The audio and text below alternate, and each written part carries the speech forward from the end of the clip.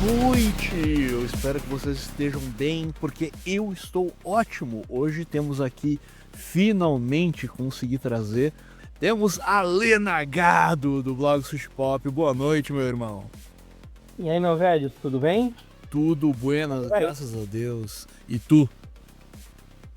Graças a Deus. Trabalhando bastante. Olha, Cansado, mas bem. bom. Aí isso é o que interessa, né? Trabalhar, né, ter saúde ali, né, levar as coisas e, né, tá de pé, né? Meu amigo, eu não sei nem se eu coloquei o título de Os Estados Unidos salvaram o Japão ou que título que eu coloquei ainda. Talvez a gente mude ao longo do programa. Mas eu começo com essa pergunta e tu vai nos levar a ler Os Estados Unidos salvou o Japão. Tem muita gente, já faz um bom tempo, quando teve ali o Oppenheimer, muita gente falou em podcast e tudo mais. Não, puxa, os Estados Unidos salvaram o Japão jogando as bombas atômicas lá e foi graças a isso que a guerra parou. O que tu preferiria, né? Que morresse 300 mil ou morresse 2 milhões? E aí, Ale, como é que se responde isso? O Ale, né, é descendente de japoneses, né, de Okinawa, isso? Sim, sou neto de japoneses de Okinawa. Terceira geração, Sansei, né? Como se diz. Pois é, a gente até falou sobre isso daí nos podcasts lá sobre Godzilla e outras coisas, que eu ainda vou trazer de volta. Mas, cara, como é que a gente resolve isso? Por onde é que a gente começa para responder essa pergunta? Bom, primeira coisa, assim, falando sobre se salvaram o Japão ou não. A ideia nunca foi salvar o Japão. A ideia era dominar o Japão. Depende do que você entende por salvar, né, um povo. Algumas coisas pontuais, né? A história que se desenrola na humanidade não é um conto de fadas.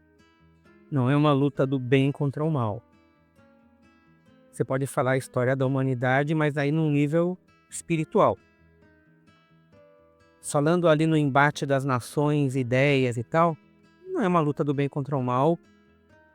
As guerras, elas são coisas sempre travadas por territórios.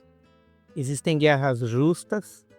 Pode-se dizer que a luta dos aliados contra o eixo, né, era uma luta justa, mas daí a validar todo o seu desenrolar como sendo justo, aí já é outra coisa. Eu vejo que os argumentos de quem coloca que se não tivesse sacrificado lá 150, 200, 300 mil lá em Hiroshima e Nagasaki, teria morrido 3, 4, 10, 20 milhões de japoneses. E pessoas de outros países também. Então foi melhor, né? E aí eles ficam batendo nessa tecla. Reduz a questão a... Você prefere matar 300 mil ou prefere matar 10 milhões? Fala aí. 150 mil ou 10 milhões? Não é essa a questão que se coloca. O Japão naquela época, ele estava já derrotado. Estava falido. Estava totalmente quebrado. Outra coisa. A escolha das cidades foi estratégica. Foi planejada. Uhum. Assim que o Japão se rendeu, semanas depois, já chegou o navio americano com as forças de ocupação e com planejamento de ocupação do território. Aquilo não brotou do nada, mas estava sendo planejado. Milhões haviam sido gastos no desenvolvimento de uma bomba atômica. Os investidores queriam retorno. Queremos retorno. Então são vários fatores. Quem defende, aos que argumentam que foi um ato de misericórdia dos Estados Unidos ter detonado as bombas, porque aí o Japão se rendeu incondicionalmente e pronto, não morreu mais ninguém. Só as pessoas que sobreviveram e tiveram o azar de pegar câncer por causa das bombas. A contagem de mortos oficial no momento e ao longo dos anos. Então a conta é muito maior, né, do que os números da catástrofe na hora. Hiroshima foi bombardeada no dia 6 de agosto de 45. Nagasaki em 9 de agosto. O Japão se rendeu no dia 15 de agosto, anunciou a rendição. A assinatura do termo foi no outro mês. Mas assim, anunciou a rendição dia 15 de agosto de 45. Entre 9 e 15 de agosto, aconteceram mais bombardeios em Tóquio, por exemplo. Tóquio estava sendo bombardeada em 15 de agosto, quando saiu o aviso de rendição. Caraca. Então, eles não estavam parando. E bombardeada com o quê? Com bombas napalm, que é um combustível incendiário que é proibido. As convenções internacionais proibiram o napalm. Só que foi a arma padrão usada nos bombardeios de Tóquio. Só que assim, é legal antes de chegar nessa fase final da guerra, explicar alguns dados de antes. Boa. De evoluindo um pouco o assunto, né? Da participação do Japão na guerra e principalmente das baixas civis. Eu não vou falar das campanhas militares. Eu vou me concentrar na parte de baixas civis, que é um dos países que mais sofreu baixas civis, né? Sim. Então, começando, o Japão ele já vinha desenvolvendo campanhas militares na Ásia, no Oriente, contra a China, por exemplo. Sim. Atacou os Estados Unidos, o Japão atacou com os seus navios em 7 de dezembro de 41. Foi o ataque à base de Pearl Harbor. Sim. Onde afundaram vários navios, houve muitas baixas entre militares americanos e civis também, alguns civis também. Acho que na casa de dezenas de civis mortos. E aí os Estados Unidos entraram oficialmente na guerra. Aqui, se tu me permite, diga-se de passagem, tem quem diga parte do exército dele já estava fora de alcance, teoricamente, em um exercício. E eles se utilizaram disso para entrar na guerra. Foi a forma como eles utilizaram para dizer que era necessário agora os Estados Unidos entrarem na guerra. Sim, porque entrou com amplo apoio popular. Passou a ser um consenso, e não era. Então, após Pearl Harbor, os Estados Unidos entraram com ampla aprovação popular. Então foi assim.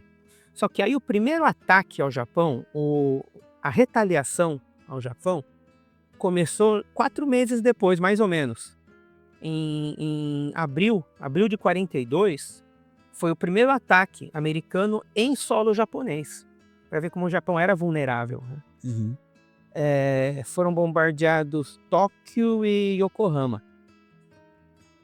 Então foi as primeiras baixas civis japonesas foram já em 42. O maior bombardeio que o Japão sofreu não foi nem Hiroshima nem Nagasaki. Foi em Tóquio. Mas não foi uma bomba atômica, né? Foram milhares de bombas convencionais. Convencionais não, como eu já falei, a maioria eram bombas napalm. Que são bombas incendiárias, né? Um fogo que não apaga, aliás. O que é chamado grande bombardeio, na verdade, foram vários ataques. Esses ataques começaram em 44. 44, quando a guerra já começava a entrar na reta final. Usaram aqueles famosos aviões, o B-29, que é aquela fortaleza voadora. Sim. E aí teve um ponto alto nesses ataques, que foi a Operação Meeting House, que foi nos dias 9 e 10 de março. E os bombardeios continuaram em Tóquio, arredores de Tóquio, até o dia da rendição. até o dia da rendição. Então,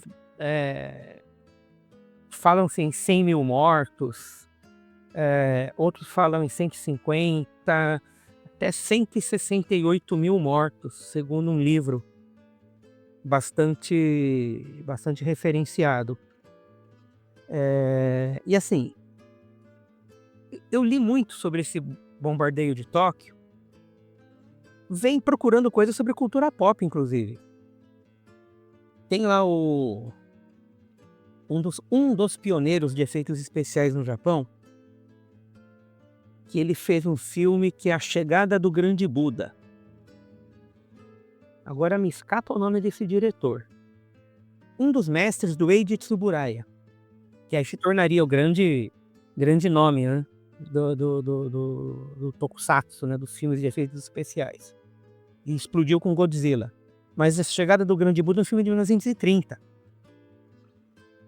E não sobrou nenhuma cópia. Sobraram alguns recortes de jornal e uma sequência de alguns segundos. Porque todos os rolos de filme se perderam no incêndio de Tóquio. O próprio diretor morreu nos bombardeios de Tóquio. Nossa. Ele, na verdade, não morreu. Ele morreu por causa da fumaça das bombas. Caraca, ainda tem isso, né? Quer dizer, Tem isso. não Ele é. morreu intoxicado, né? É. Então, aí, pesquisando sobre esse filme, aí eu soube que incontáveis obras de arte sumiram. De mangás, a animações, a filmes, a pessoas, artistas, né? E não se tem até hoje a dimensão de tudo que se perdeu em termos culturais. Porque foi, como eu falei, foi brutal. A região de Tóquio é enorme, altamente povoada e um saldo de mais de 160 mil mortos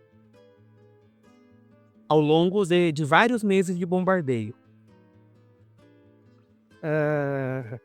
Então já vi testemunho de produtor que foi trabalhar com filmes de super-herói e tal, dizendo que cresceu em Tóquio em ruínas, né? As crianças ficavam perdidas sem ter o que fazer, sem saber o que fazer. Meu Deus. Depois que a guerra passou, porque muitos não tinham mais família. Então teve gerações de órfãos, né? Então, aí teve o grande bombardeio de Tóquio, como eu falei. Ele foi somente interrompido no dia da rendição. As bombas atômicas caíram em Hiroshima e Nagasaki. Os bombardeios em Tóquio continuaram. E só pararam mesmo quando o imperador transmitiu pelo rádio a rendição do país. Que é uma rendição que já estava sendo negociada há meses. E tem também a maior batalha da guerra no Pacífico, que foi a Batalha de Okinawa. Só para situar, Okinawa não é uma ilha, é um arquipélago, um pequeno arquipélago que fica bem na parte sul do Japão. Próximo, por exemplo, às Coreias, né? Okinawa é a parte tropical do Japão. Lá não neva, é praticamente calor o ano inteiro. O biotipo do povo lá é diferenciado. Eles não têm o mesmo biotipo do resto do Japão, que é mais comum na maioria do Japão. O próprio povo japonês ele é miscigenado de povos asiáticos, né? De vários povos asiáticos, incluindo os chineses, coreanos. Mas a região de Okinawa, eles têm um biotipo bem próprio, bem característico. Mais cabelo crespo, mais pele mais morena, né? Sim. Mais pelos no corpo, então tem um biotipo diferente, olhos maiores geralmente. E Okinawa estrategicamente, foi visto como uma porta de entrada para invadir o Japão. O Japão já tinha sido muito bombardeado, mas só se ganha guerra invadindo o território, né? Ocupando o território. Sim. E Assim, antes, né, de Okinawa, tinha a criação dos kamikaze. Kamikaze eram os pilotos suicida. Kamikaze seria o vento de Deus. Porque na história do Japão houve 2 ocasiões em que os mongóis, o Império Mongol tentou invadir o Japão e foi detido por tempestades no mar. Então, essas tempestades foram 2 ocasiões, né? Uma foi mais marcante, porque praticamente a frota mongol foi dizimada com uma tempestade. A segunda foi enfraquecida com uma tempestade, o Japão conseguiu repelir o ataque. Então, esse era o chamado vento de Deus, kamikaze. E aí, durante a guerra, usaram esse nome como um marketing para os pilotos suicida. Porque eles deveriam ser a providência divina mandada pelo imperador. Podemos ver dessa forma até, né? Exatamente. E aí tem um lance assim que o que norteava o exército japonês era o Bushido. Código de honra dos samurais. Que tem um post sobre isso no Sushi Pop. Procurar Bushido. E o Bushido ele foi instrumentalizado pelo governo para inspirar mais lealdade aos soldados. Ele foi instrumentalizado para alimentar o nacionalismo e alimentar a lealdade ao imperador. Ainda assim, os kamikazes, muitos eram relutantes. Muitos, entravam no avião e decolavam sob a mira de armas, porque eles não queriam morrer. Eles dizem que os americanos têm medo de morrer, mas os japoneses não. Não, os japoneses tinham medo também. Claro que tinha. Até porque tinha piloto que estava fazendo ensino médio quando foi recrutado. Então, muitos eram embriagados ou eram literalmente chantageados pelos comandantes. Se você não for, eu vou matar tua família inteira. E não se atreva a voltar com vida. Sobre isso, quem viu o filme Godzilla Minus One vai lembrar do personagem que é estigmatizado porque é um kamikaze que voltou vivo. Sim, e a ideia era essa, que os kamikazes decolou, esquece, tá morto, mas leve muitos americanos junto, leve navio, destrua muitos inimigos junto. Aqui, Ale, eu peço tua permissão para dar um pitaco, tá? Que é o seguinte, eu não consegui verificar aqui qual é a fonte direito, porque tem alguns sites que são dos Estados Unidos. Eu acho que eles mudaram as URLs, mas estima-se que a produção de aeronaves no Japão em 1943 chegou a em torno de 16 mil, 28 mil em 1944 e já em 1945 ela baixou para 8.263, tá? Só que em termos de tecnologia, essas aeronaves produzidas no Japão, elas eram totalmente inseguras. Elas não tinham, por exemplo, uma guarnição para os tanques de combustível. Elas tinham um alcance maior, mas a metralhadora, os Estados Unidos já usava .50. Eu tô tentando achar aqui, mas o Japão usava .22, eu acho. Não tô achando aqui realmente. Esses números aí eu não tenho. Eu até tenho o livro para conferir isso aí, mas vai demorar, né? Então, tranquilo. Trabalha com esses números, né? Então, não tinha como. Enquanto isso, os aviões dos Estados Unidos já tinham toda a segurança e tudo mais. Então, por mais que os aviões japoneses conseguissem acertar, as naves já eram invulneráveis. Sobre isso aí, tava falando das naves não serem seguras. Outra citação a Godzilla Minus One. Quando estão traçando o plano, tem a cena que o cientista, ele fala, esse país trata muito barato a vida. Nossas aeronaves não são seguras. Ninguém se preocupa com a segurança dos pilotos. Maravilhoso. É perfeito. Não, esse filme é fantástico. É um drama de guerra fabuloso. Não é um filme de monstro. É um drama de guerra fabuloso. Que toca em várias feridas. Em várias feridas mesmo. E nesse sentido, o número de naves ele baixou muito. Por quê? Porque também teve todo um cerco ao Japão, né? Os caras começaram a tirar os insumos. Aí é uma coisa importante chamar atenção para o pessoal que está ouvindo, que algumas pessoas dizem o seguinte: não, poxa, os Estados Unidos bombardearam áreas de fábricas. Não. Ou cidades, né, como é que se diz? Cidades estratégicas por conta da fabricação. Fabricar o que se não tinha insumo, porcaria? Não, mas houve uma grande prioridade a alvos civis. Isso aí, os americanófilos, americanistas não gostam de falar. Mas houve uma grande predileção por alvos civis. E é uma coisa, né? A guerra, infelizmente, tem isso. Não são só soldados profissionais que morrem. O Japão mesmo cometeu várias atrocidades na Ásia. O Japão na Manchúria, contra cidadãos chineses, coreanos, na região, parte da Manchúria, onde funcionou a unidade 731, que foi uma coisa absolutamente horrorosa, de experiências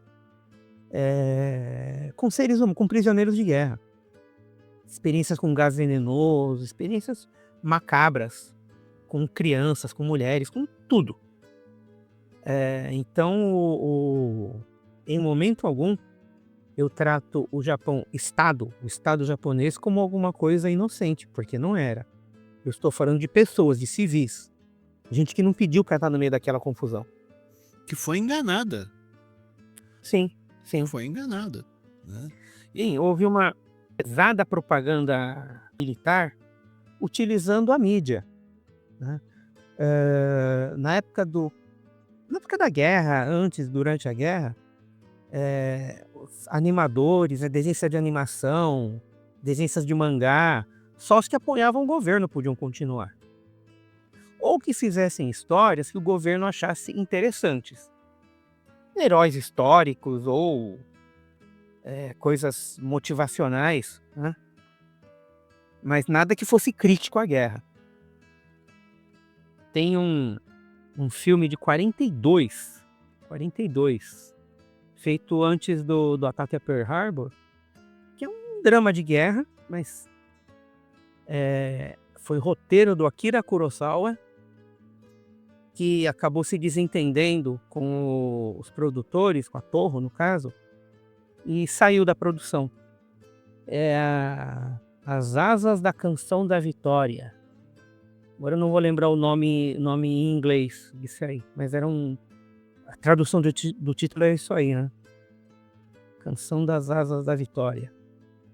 E contava a história de dois irmãos que eram pilotos de teste. E no final do filme, anunciam que é incorporado ao roteiro que o Japão havia declarado guerra aos Estados Unidos. E tem as primeiras conversas falando sobre as vitórias, aparecem algumas batalhas, né, feitas com maquetes.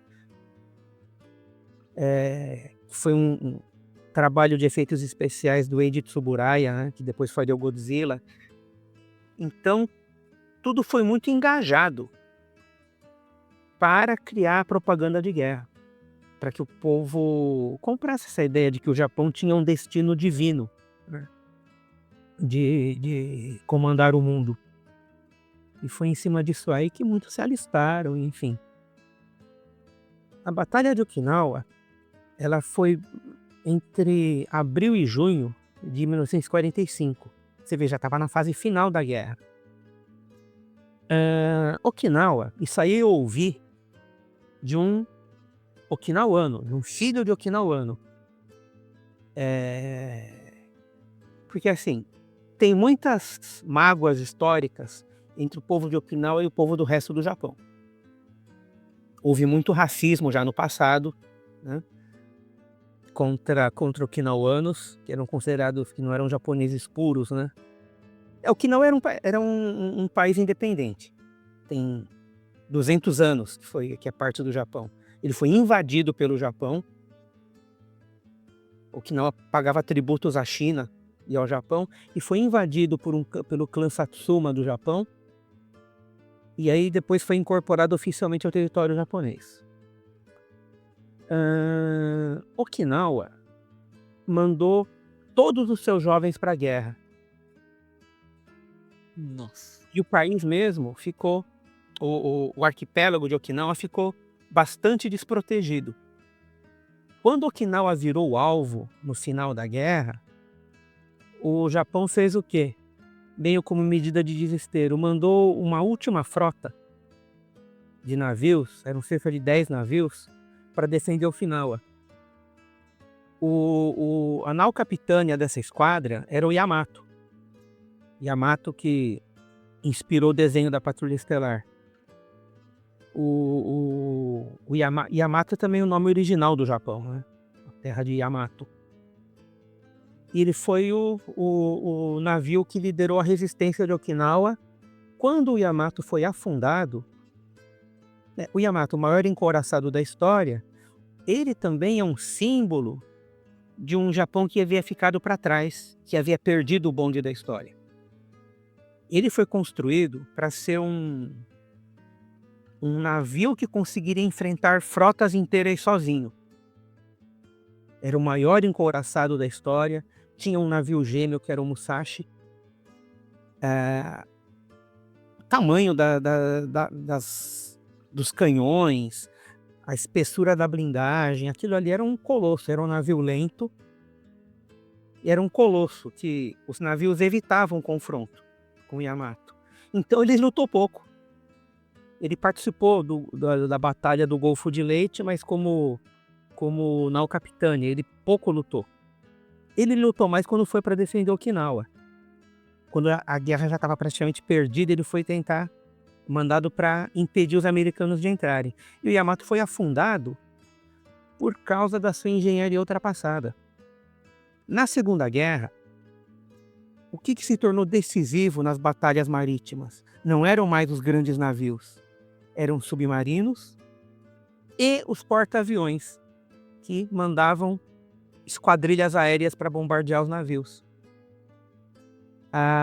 E esse foi o ponto fraco. Yamato foi bombardeado por centenas de aviões. E aí ele afundou, ele encalhou numa praia de Okinawa e ficou resistindo até explodir e afundar de vez. Então Yamato simboliza essa tecnologia que havia ficado para trás. O único grande êxito tecnológico do Japão na Segunda Guerra foi o Caça-0, que eram aviões muito bons, mas não tinha como enfrentar a superioridade numérica dos aliados. Então o Yamato foi destruído, os americanos entraram em 45, e o que seguiu foi um massacre. Estima-se que tenham morrido 130 mil civis, que era 1/4 da população de Okinawa na época, mais ou menos. Milhares de soldados americanos e japoneses morreram nessa batalha. A batalha, como eu falei, durou quase 3 meses. E foi nessa batalha que teve os auto-churrascamentos, vamos dizer assim. Sim, porque o que o exército americano, o exército japonês distribuiu para as famílias granadas. Não deixe que os americanos capturem vocês. Então tem relato de muitos pais de família que reuniram esposa, crianças, filhos assim, todo mundo se abraçou e ele puxava o pino da bomba. Então, soldados americanos presenciaram isso aí. Eles também ficaram altamente perturbados, né, com a invasão de Okinawa. Tem também caso de um grupo de enfermeiras que pulou de um penhasco porque elas tinham medo de serem estupradas. Que é o que o exército japonês dizia. Eles vão estuprar todas as mulheres e vão matar todo mundo. Aí um grupo de enfermeiras se suicidou. Então, parte da culpa do massacre é da própria mentalidade que se tinha na época. E aí, Ale, eu trago uma outra questão aqui que talvez que vai somar. É o seguinte, ouvinte, preste atenção. O Japão, ele estava começando a emitir moeda, né? Então, a moeda japonesa, ela já, não sei se já era o iene ou não. Sim, sim. Era? Era. Mas perdeu o valor. A moeda, o iene já não valia, né? Então, a inflação, ela já tinha aumentado muito. E, mais uma vez, os insumos não conseguiam chegar como deveriam. Havia fome. Fora tudo isso que o Ale falou, da bomba de napalm, todas essas coisas, que não parou. Uhum. Né? Não parou, os ataques continuavam. Né? E continuavam por quê? Porque não tinha bateria antiaérea, não tinha o que fazer. Tá? Uhum. Era superioridade. Com perdão da palavra, era bater em cachorro morto. Né? Com perdão do termo. Mas é praticamente isso que a gente pode verificar, assim. Né? Então, pô, mais uma vez, pense nisso, ouvinte. Tá?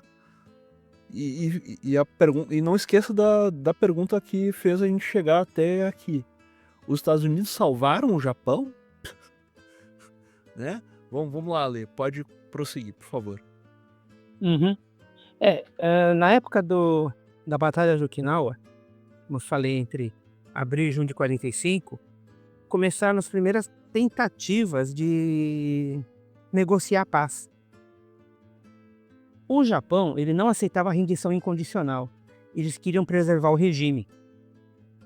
Queriam se preservar como um país independente. Então havia toda essa discussão, né?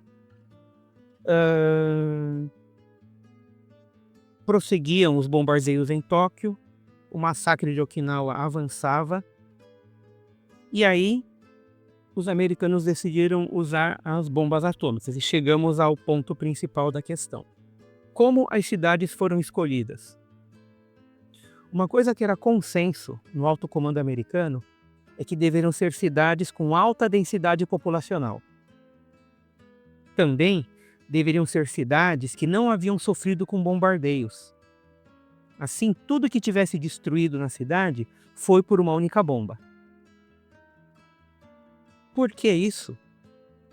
Já haviam gasto muito dinheiro para desenvolver bomba nuclear. Os investidores queriam, os comandantes cobravam resultado e falemos primeiro de Hiroshima. Hiroshima é uma cidade cercada por montanhas, por vales. Isso aí iria meio que concentrar a radiação numa área fechada. A radiação ia demorar muito mais para se dissipar lá. E não ia escapar para outras áreas. Então, é como se fosse um campo de teste fechado. Logo, mais controlável, mais observável. Ia ser uma área restrita que estaria sob estudos. Tinha a questão de densidade populacional. Lá havia uma academia militar que, teoricamente, seria uma justificativa estratégica, mas naquela altura da guerra, o que tinha de jovem lá já tinha sido mandado para a linha de combate. Estima-se que tenham morrido lá na hora, cerca de 90 mil pessoas. Caramba. Passaria de 140 mil ao longo dos anos. É por isso que os números são imprecisos, né? Quando você fala que morreu mais de 140 mil, não, na hora morreu 90 mil. ao longo dos anos foram morrendo mais dezenas de milhares. E muitas pessoas ficaram vivendo com queimaduras horríveis por anos, né? Queimaduras que não cicatrizavam. Até muitos eram vistos com preconceito pelo resto do Japão, eram os Jibaku. Mas por quê? Porque tinham medo que a radiação pegasse. A radiação, na verdade, fica por um bom tempo, né? Muitos ficaram estéreis ou com queimaduras feias, né, no corpo. Então, havia muito preconceito, eu nem sei se é a palavra certa, mas um medo, por não saber exatamente se tinha radiação ainda, qual a extensão das doenças da pessoa, qual era a distância segura, essas coisas ao longo dos anos que foi se ajeitando com as pesquisas, né? Sim. Monitoradas pelos americanos, claro. Interessante é que a bomba que foi lançada era uma bomba nuclear de urânio. Um tipo de bomba. E aí, 3 dias depois, foi a bomba de Nagasaki, que era uma bomba de plutônio. Olha só, testaram 2 tipos de bomba nuclear diferentes. Uma de urânio e outra de plutônio. De plutônio é pior, em termos potencial destrutivo, né? Mais de 70 mil pessoas morreram na hora e mais dezenas de milhares ao longo dos anos.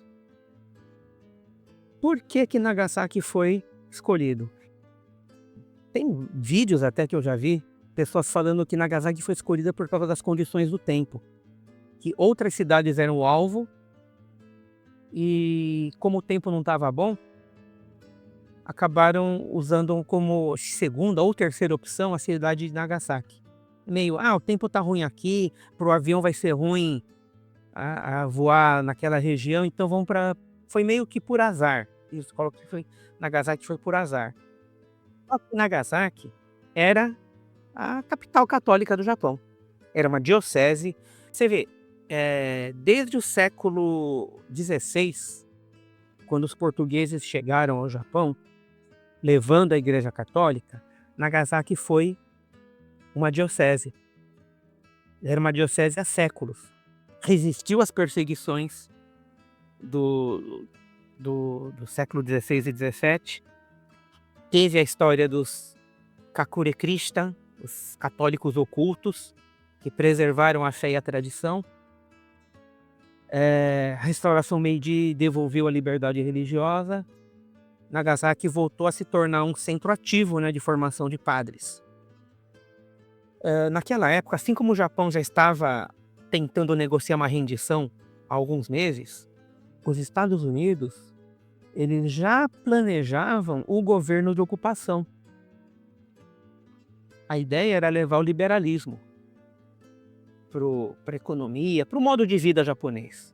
Levar o liberalismo, que é condenado pela Igreja Católica. A Igreja Católica condena todas as ideologias. E o Roosevelt, né, sendo maçom, liberal, eu não duvido. Eu não bato o martelo porque falta documentação sobre isso. Mas eu não duvido que tenha sido mesmo para eliminar o catolicismo no Japão.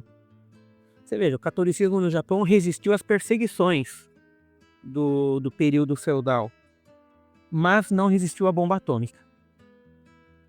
Aí realmente nunca mais se recuperou. Nunca mais se recuperou. E estava num momento de franca expansão. Isso aí foi interrompido pela bomba. É muito louco, né? Pensar que se houvesse uma rendição e certas coisas fossem respeitadas, o catolicismo talvez fosse mais forte no Japão. Né? Sim, sim. O modo liberal entrou firme, né, na política, na sociedade japonesa, reestruturou tudo, né? Eu vou falar um pouco da ocupação, né? Mas assim, importante falar sobre Hiroshima, porque eu estive em Hiroshima. Em 2008, quando teve o centenário da imigração japonesa, eu participei de um intercâmbio único, que levou 25 brasileiros para conhecer o Japão, tudo pago pelo governo japonês. É um intercâmbio. Todas pessoas ligadas à cultura japonesa. Não necessariamente descendentes, porque a maioria não era descendente, mas ligados a algum aspecto da cultura japonesa. E eu fui nesse grupo, né? E lá em Hiroshima, tem o relato dessa viagem no Sushi Pop. Cara, é um impacto absurdo você entrar no museu. O museu, as placas, os folhetos, eles são em vários idiomas. Em inglês, em espanhol, em português, em alemão, em francês, em italiano, em chinês, coreano, em vários idiomas tem as explicações. Por quê? Porque vão visitantes do mundo inteiro. Então tem fotos da época, fotos das vítimas, inclusive. Tem um diorama em tamanho real mostrando como as pessoas vagavam pelas ruas nas primeiras horas após a bomba. Pessoas cheias de pedaços de vidro cravado por todo o corpo, pessoas com o corpo semi-derretido andando, como zumbis mesmo. Fotos das vítimas, vídeos com depoimentos das pessoas na época mesmo. Equipes de filmagem mostraram várias pessoas, queimaduras horríveis, crianças, idosos. Aliás, em Hiroshima e Nagasaki, o que mais tinha era mulher, criança e idoso. Os jovens foram levados pro exército forçados a participar. Sim. Vai sobrar o quê, né, cara?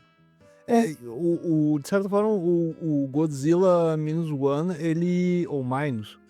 ele toca um pouquinho nisso, né? Porque quando o personagem principal ele chega na cidade, tem pouquíssimos homens, né? Sim. Tem até um rapaz que era arrependido de não ter conseguido participar da guerra. Isso, o do barco, né? O alívio cômico. Nagasaki eram mulheres, crianças e idosos e muito padre seminarista. Eu tava levantando aqui, ó, os tratados do período Ansei datam de 1858, tá? Com base jurídica para culto de estrangeiros e igrejas nas concessões, tá? Isso aqui levando lá em consideração a história em Nagasaki. Restabelecimento canônico de vicariatos à diocese de Nagasaki começa em 1891, tá? Daí, em resumo, nós temos o Tratado de Ansei, uma pressão diplomática mais o Iwakura, de 1871 a 73. Eu não vou saber como é que se pronuncia isso daqui. Dajukan, número 68, que é o fim do banimento formal e o retorno dos exilados de Urakami. E Roma, Propaganda Fide, reorganiza, então, os vicariatos, né, e a diocese de Okinawa em 1891 sob Leão XIII. Olha aí, ó, Grande Leão XIII. Mas o principal referência era a diocese de Nagasaki. Isso, perdão, diocese de Nagasaki, tá certo. Okinawa não era diocese, mas tem registro de vários católicos lá. Eu falei... Okinawa? Falou. Desculpa, perdão, desculpa. Deixa eu ver de onde é que eu tirei isso. Pera aí, só um pouquinho. Eu falei Okinawa, caramba. Desculpa. Não, tudo bem, tava falando de Okinawa agora há pouco. Até eu confundo muito nome japonês. Então. E aí lá no museu eu conheci uma sobrevivente da bomba. Senhora chamada Emiko Okada. Que ela perdeu uma irmã no bombardeio. Ela acho que nunca encontraram o corpo da irmã. Nossa. Porque talvez ela estivesse perto do epicentro, né? E ela ela desenvolveu uma doença no sangue, ela não pôde ter filhos, e ela optou por uma vida dedicada a contar a história da bomba. Então ela chegou a viajar para outros países até. Aliás, ela falou que esteve numa conferência na Índia e ela contou coisas horrorosas sobre a vida das castas baixas lá na Índia. Então, aí essa senhora, ela contou muito sobre o bombardeio, sobre cenas que ela presenciou. Ela comentou algumas cenas que a gente viu em fotos, né? Tem uma exposição lá de desenhos de crianças na época, crianças desenhando o que viram. No relato de intercâmbio tem uma dessas imagens, né? Link na descrição, pessoal, por favor. E mais uma coisa, aproveitando, contribuam com o blog Sushi Pop. Eu espero que um dia o Ale possa ir a Nagasaki e trazer notícias para nós, trazer um relato lá da viagem e do museu da bomba atômica de lá. Gostaria muito. Por favor, doem para o Ale, tá? Valeu. Então, aí uma das fontes, né, para os meus artigos sobre a bomba é fonte primária, é depoimento de uma sobrevivente. Ela era criança, mas não tão pequena, acho que já tinha 10, 12 anos na época. Então ela tinha lembranças muito fortes, né? Era uma pré-adolescente na época. E até é interessante que ela não enlouqueceu, né? Imagina ver uma coisa, um absurdo desses, né? Sim. A mãe dela sobreviveu também. Só que a mãe dela perdeu o bebê que estava esperando, né? Mas ela e a mãe viveram, né, para contar a história. E é uma fonte primária, e ela conta sobre essas questões de porque é muito conhecido pelo povo de Hiroshima, por que lá foi escolhido. Porque foram cobaias humanas. É assim que foram tratados, como cobaias humanas. Então os benevolentes americanos, lá para justificar os gastos, eles vamos potencializar, né, a destruição. Um lugar que nunca foi atacado, máxima de densidade populacional, só tem mulher, criança e velho. Enfim, foi isso. E é o pessoal que diz como é que é? God bless America, né? Sim. Que Deus é esse que abençoa esses caras, né?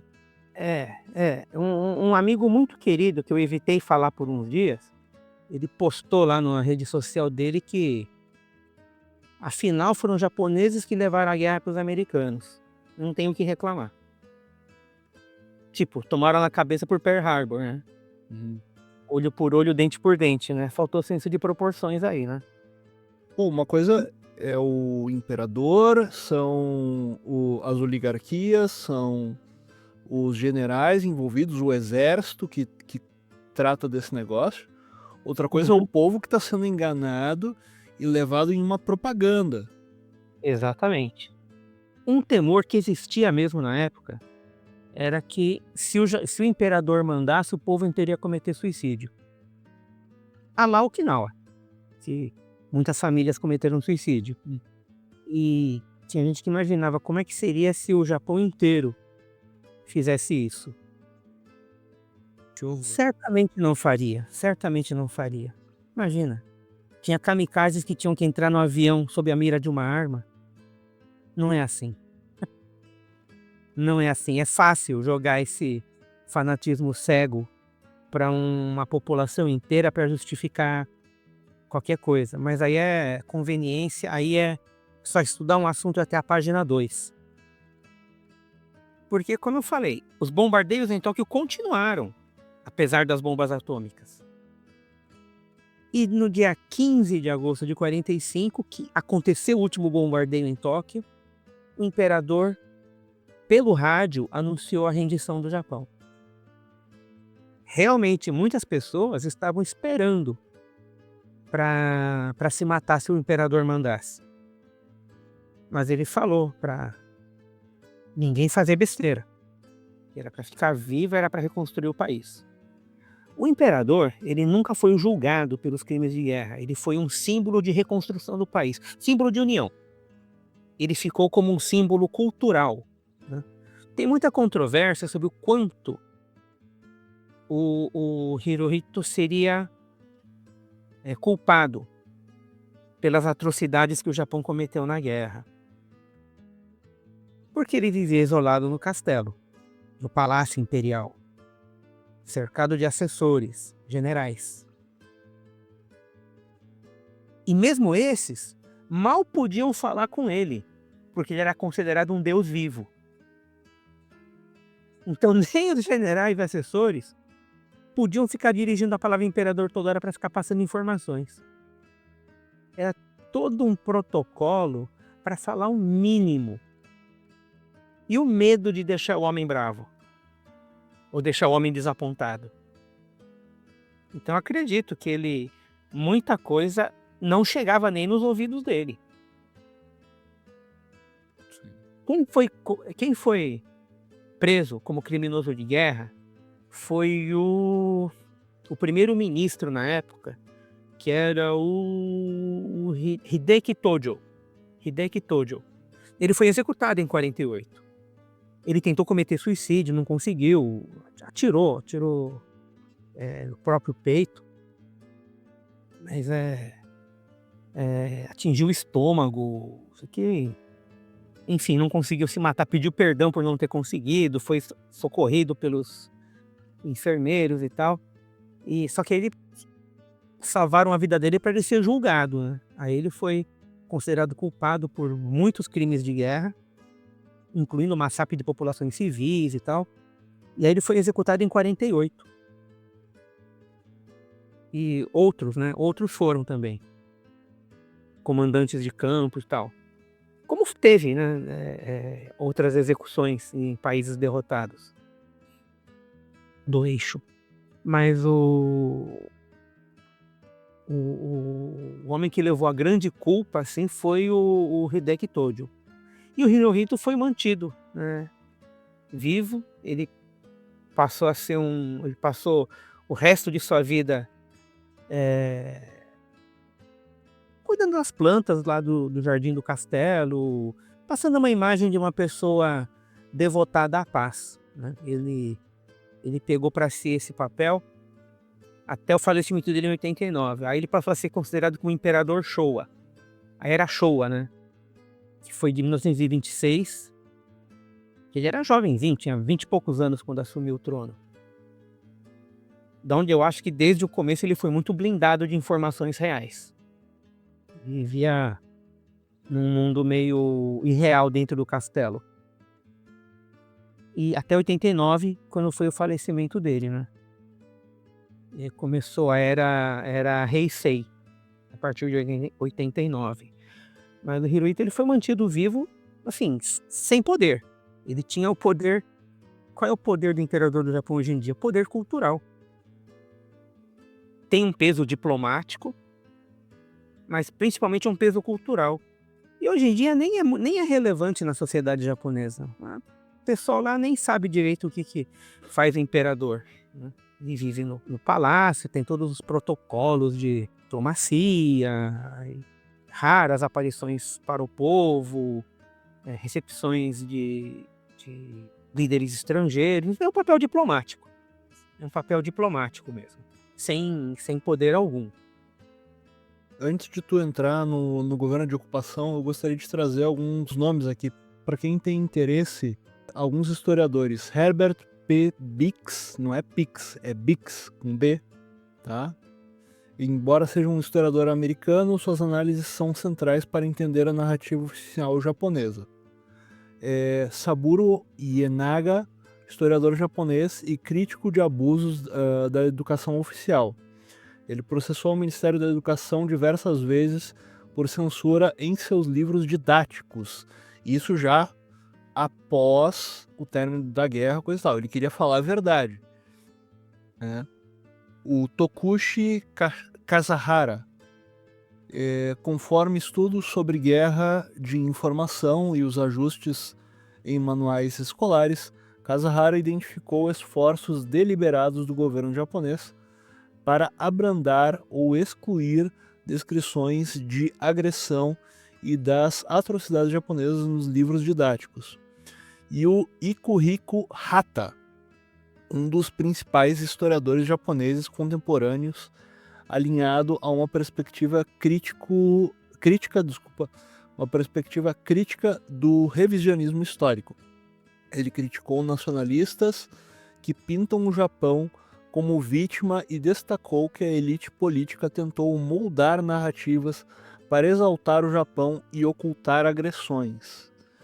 E Ale, mais uma coisa que a gente poderia falar aqui é sobre o problema dos soviéticos. Quer dizer, chega um momento em que não é só os Estados Unidos, né? Os americanistas geralmente não falam disso. A União Soviética, ela entrou também na jogada, né? Sim, os soviéticos, eles anunciaram que iriam invadir o Japão, isso em agosto.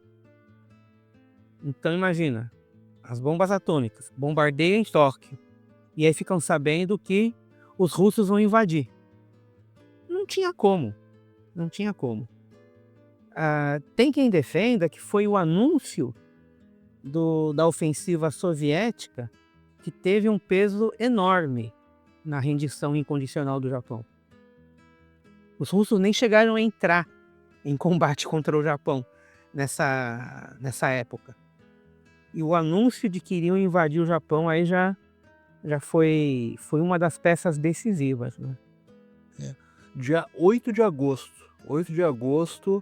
Então dia 6 tem a bomba de Hiroshima. Dia 8 de agosto de 1945, a União Soviética declara guerra ao Japão, né?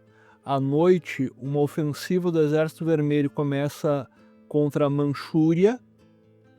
Daí tem o avanço soviético, que é essa Operação Tempestade. Ó, aí, uma Operação Storm, ouvinte, para achei que gosta. Desculpa, bobagem. Onde 1,5 milhão de soldados atacam o exército Kwantung. Também avançam sobre Coreia do Norte, Sakhalin do Sul e Ilhas Kurilas.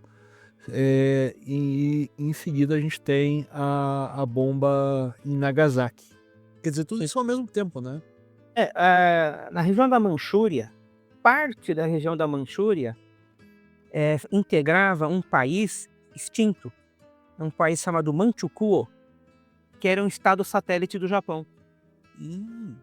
Era um país criado pelo Japão enquanto dominava aquela região. Tinha o estado, né? O país, um pequeno país chamado Manchukuo. E é engraçado como eu soube da existência desse país. Pesquisando sobre um desenho, um anime antigo que é Savamu o Demolidor. O Savamu da vida real, que inspirou o desenho animado, nasceu em Manchukuo. Caramba! Tem um país que não existe mais, né? Depois a região foi politicamente reorganizada. Como Manchukuo tinha sido criado pelo Japão, foi desfeito, né? Aí voltou para território da parte da Manchúria, e eu não lembro quais os países que fazem fronteira, mas Manchukuo uma criação do Estado Imperial Japonês. E olha como é que são as coisas, ó, olhando na linha do tempo. Então, 9 de agosto tem Nagasaki. Dia 10, o Japão envia a mensagem via Suíça e Suécia aos aliados. Aí aceita a rendição se o imperador Hirohito for preservado, né? Daí os Estados Unidos já respondem que o imperador ficará sujeito à autoridade do comandante supremo MacArthur.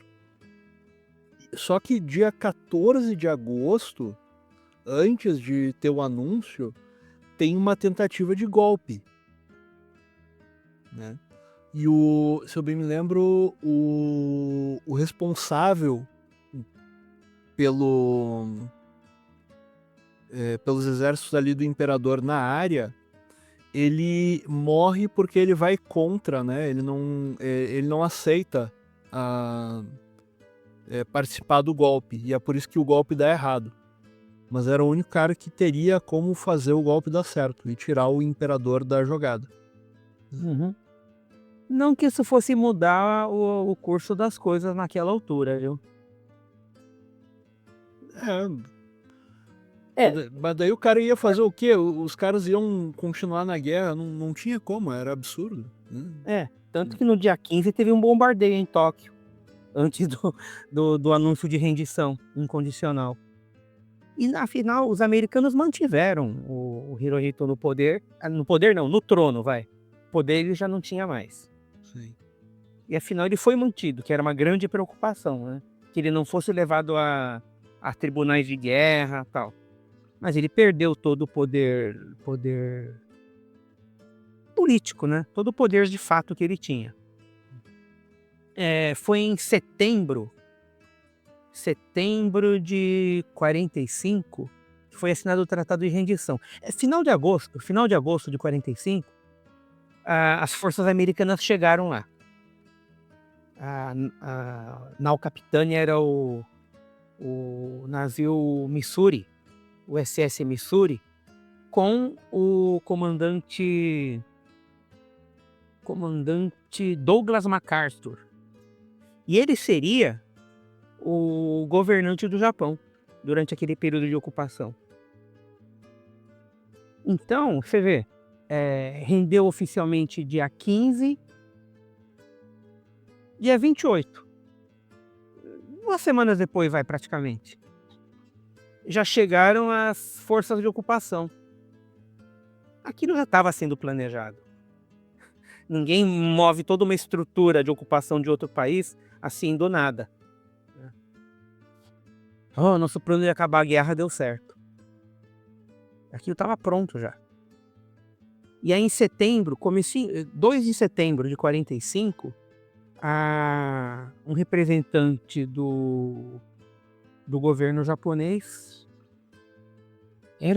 acho que era o primeiro-ministro que sucedeu o Hideki Tojo, que tinha renunciado, né? Ele renunciou e depois ele foi preso, tal como criminoso de guerra, que eu não vou lembrar o nome. Mas enfim, assinou, e aí estabeleceu-se o gabinete de ocupação. Começaram as bases militares em Okinawa, já pensando na geopolítica, a posição estratégica do Japão, né? Próximo à União Soviética, à China, à Coreia. Então foi feito todo esse planejamento. Além disso, havia, e aí isso que eu vou falar é muito importante ter em mente, um gabinete paralelo de ocupação. O que era esse gabinete? Ele funcionava com o aval, claro, do governo americano, só que ele se ocupava do submundo. Nesse momento, a máfia, a Yakuza, as ramificações da Yakuza, trabalharam junto com o governo de ocupação via gabinete paralelo, via segundo gabinete. Para quê? Para manter a ordem social. A Yakuza estava envolvida em vários setores da sociedade e eram meio que os olhos do governo de ocupação. Eles ajudaram a reprimir movimentos estudantis que surgiriam ao longo dos anos, movimentos políticos. A grande preocupação era conter os comunistas e conter os tradicionalistas.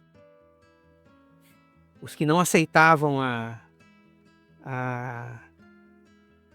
situação do Japão, né, como estado ocupado, queriam restaurar o poder do imperador, tal. E no outro extremo os comunistas, que eram próximos à China, né? Eram próximos ao governo de Pequim. Então muito do êxito dos Estados Unidos em reconstruir a economia do Japão foi por causa do crime organizado. E é uma influência que só cresceria ao longo do tempo.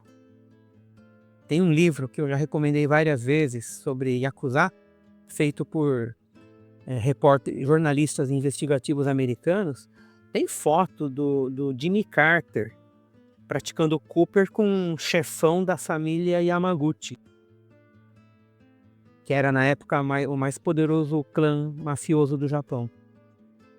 Então sempre houve uma relação muito estreita no poder. E aí o que se estabeleceu, isso é até hoje, é o... não diria domínio, mas a predominância no poder do LDP, que é o Liberal Democratic Party, o Partido Democrático Liberal, que na verdade ele reúne conservadores também. E eles são muito próximos dos americanos, especialmente do Partido Democrata americano. Então eles são vistos como a direita japonesa, mas na verdade sempre com uma postura de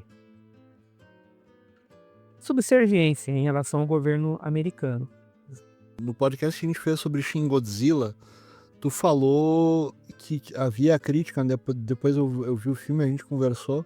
Na verdade, o Japão, eles só podem comprar e só podem fazer certas coisas se os Estados Unidos deixarem, né? Por exemplo, armas, coisas e tal, né? Tem que comprar deles. Tem muita limitação. Isso aí, até no filme Shin Ultraman, quando vão aparecendo os kaijus e os humanos tentam combater, eles têm que comprar mísseis americanos para tentar lançar nos monstros gigantes. E aí quando aparece o Ultraman, né, um alienígena super poderoso, aparece uma comissão americana pedindo para tentar contato. Aí um personagem fala, esses caras são engraçados, né? Quando é para jogar mísseis, eles obrigam a gente a comprar os mísseis deles, né? Agora que chegou alguma coisa realmente importante, eles querem tirar a gente do caminho.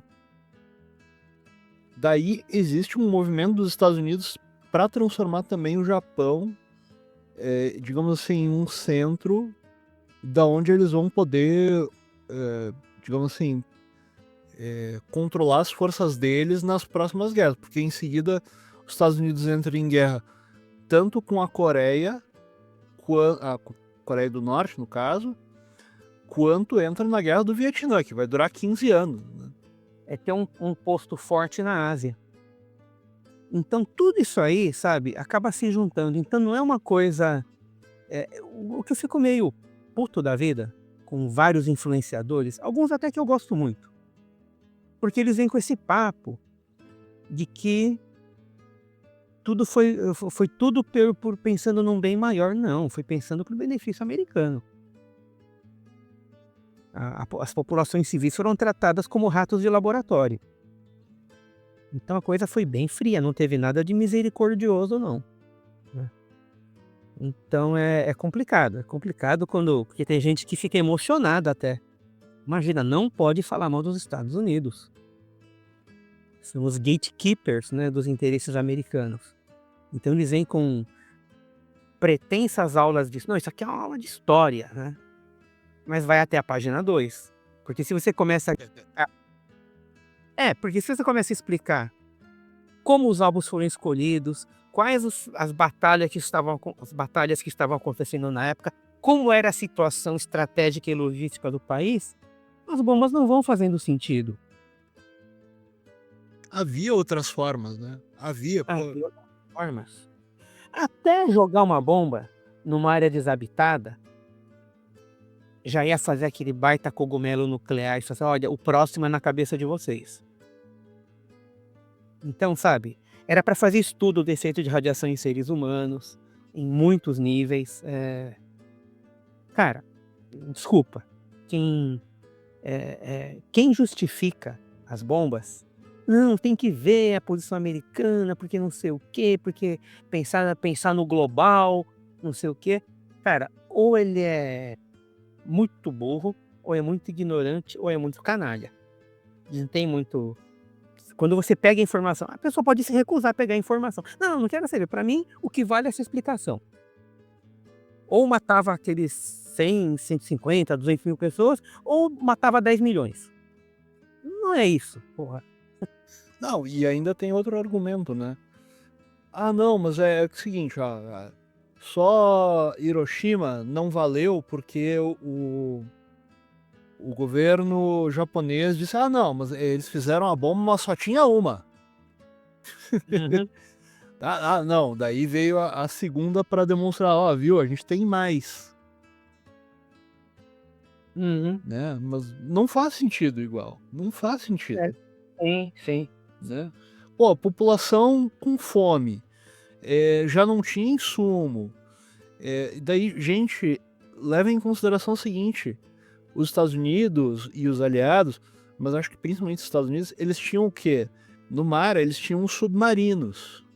Uhum. Ah, e outra coisa que a gente nem falou, né, mas também tem no Godzilla Minus One, que são as bombas que ficaram, as minas, marítimas, As minas marítimas, exatamente. que é outro legado da guerra. Foi outra coisa que ficou, né, Uhum. Sim, sim. e matou muita gente ainda por cima, né. Mas o Japão, ele já tinha dificuldade em conseguir insumos. Os caras estavam sendo bombardeados o tempo inteiro, morte o tempo inteiro, relatos de canibalismo. Velho, não tinha como sustentar. Na verdade, quando eles fizeram chegaram a fazer, né, conversações sobre as propostas. Então já tinham admitido que iam se render, só que queriam negociar as condições, né. Queriam manter o imperador, queriam ter algumas garantias. No final acabaram mantendo o imperador, mas sem poder político. Eh, então assim, a derrota já era certa, já era admitida a derrota. A rendição já era uma forte possibilidade. Então não é como colocam, e tem gente que tenta defender esse argumento no grito, mas Não, com certeza a gente vai ser refutado depois por alguém, o cara que não quer acreditar e diz: "Refutei fulano". Putz, aí é dose, mas tudo bem. ah não, Vai se fazer, né. debate é uma coisa que, só serve para alimentar ego. E aí, entre aspas, né, quem ganha, né, entre muitas aspas, é quem teve a melhor performance retórica. Não necessariamente veio o melhor argumento. O que não é um debate, né, convenhamos. Sim. O que deveria ser um debate é: nós temos, 2 pontos e alguém que vai intermediar, que vai Uhum. avaliar que vai avaliar os pontos que cada um trouxer, dentro de da realidade, assim, que é o intermediador. Eh, então, para ser algo justo, tem que ter isso. E debate de internet geralmente não tem isso, né, Não, é só esse negócio mesmo. É, tem que ter o show para audiência, né, pra engajar a audiência. o que acaba, destruindo, né, a seriedade da coisa. Agora, Uhum. estamos trazendo os dados, espera aí, Rússia entra na história, o Japão já estava sendo bombardeado, não tinha o que fazer, né, não tinha sequer tecnologia, não tinha como fabricar os negócios. Cara, não tem, era bater em cachorro morto. Já não representava ameaça ao mundo. A menos que, né, Ale, a dona Maria, dona Kyoko, rezando o terço, de repente, lá em Nagasaki, talvez sim, né, para esses caras, a dona Kyoko, a dona Maria rezando o terço em Nagasaki fosse realmente, algo difícil de se vencer. Mas no mais, não.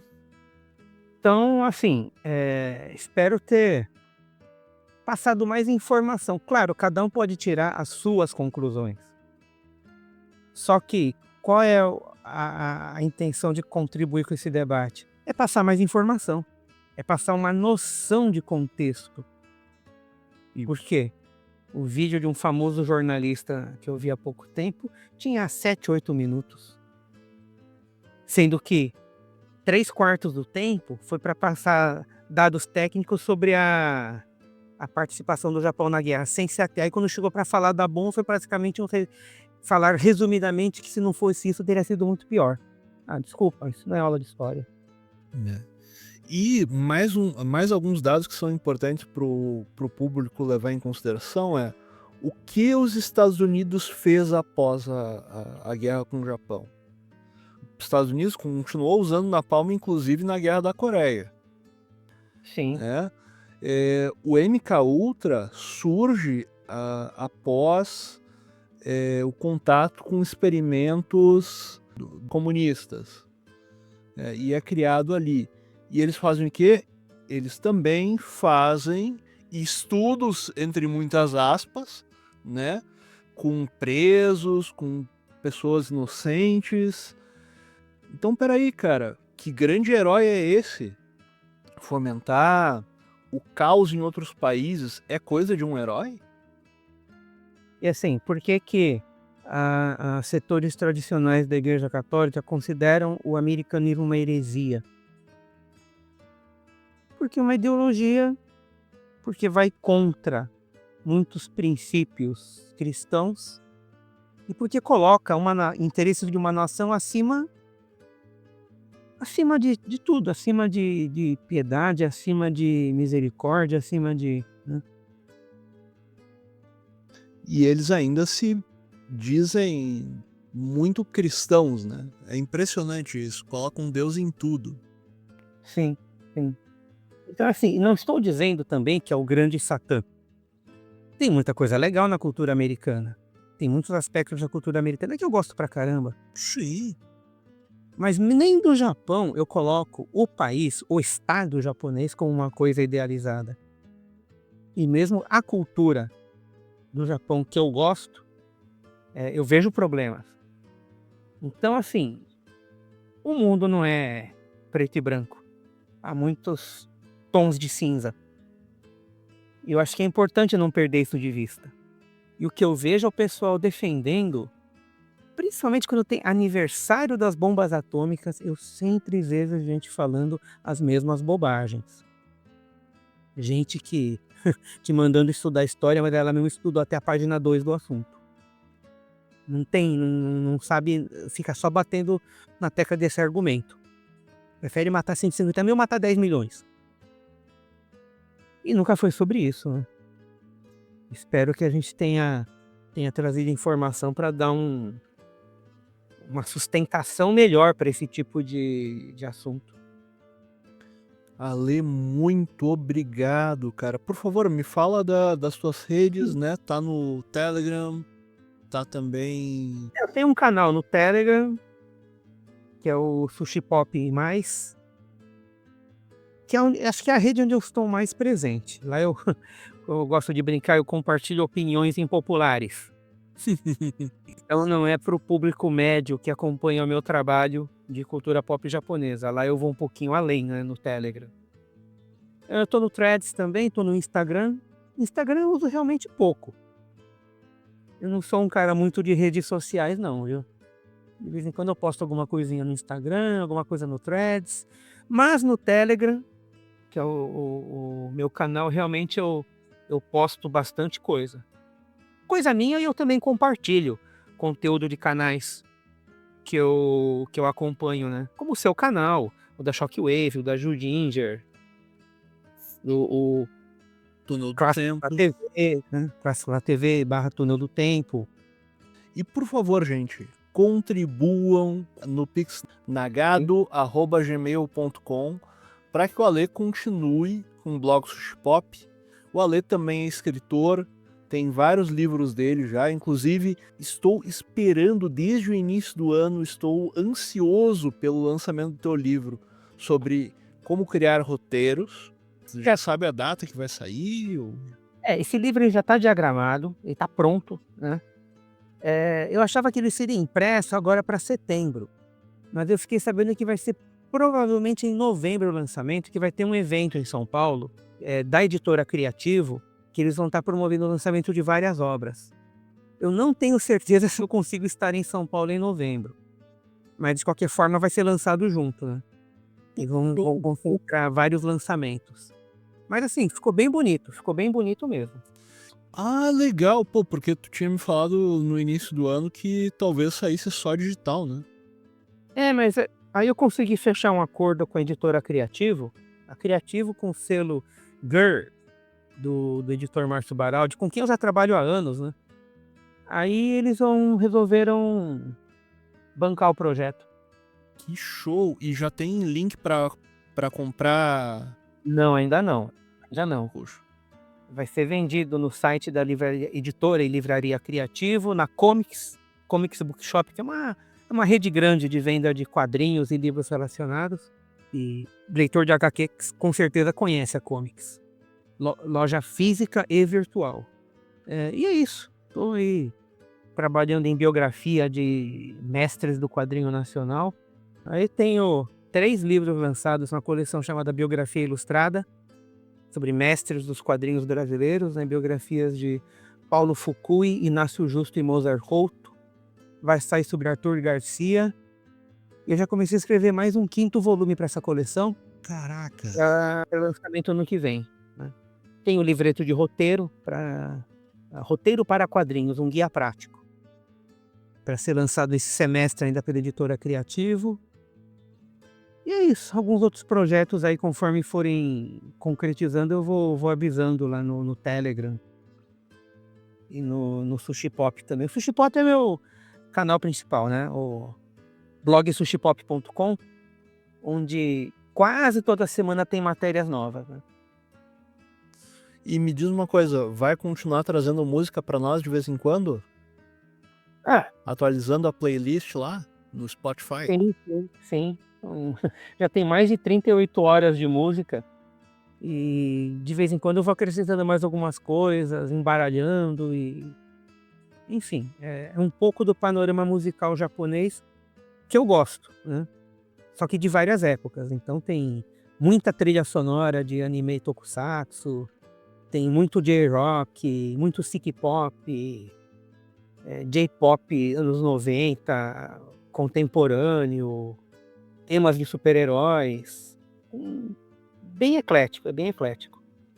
Conheçam também o canal do Bruno lá, o Túnel do Tempo TV, que tem muito material do Ale lá. O Ale falou bastante de Tokusatsu, recentemente também falou do Fantomas.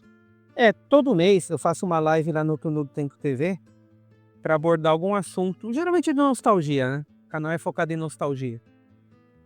E principalmente produções japonesas, mas não somente. Legal. Então, todo mês a gente está lá. É o canal oficial onde eu participo, né? Onde regularmente eu faço lives. Então, pessoal, não deixem de seguir o Ale no Telegram e também ficar de olho no blog sushipop.com. Ale, muito obrigado mais uma vez, meu querido. Espero contar contigo mais vezes. Opa, pode contar comigo. Meu amigo, muito obrigado mais uma vez. Nos vemos. Até a próxima. Se Deus quiser. Até mais.